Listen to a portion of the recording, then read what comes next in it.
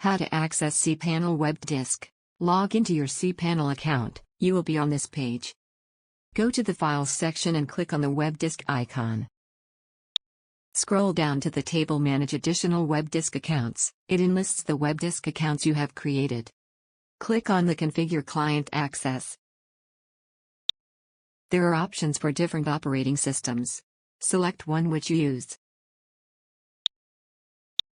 Then click on Download Configuration Script. Now click on the Save File button.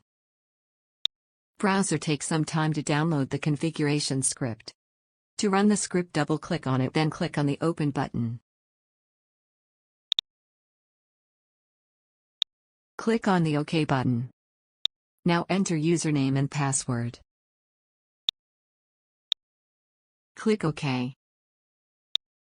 We have successfully mounted the web disk. We can treat it as any disk on a computer.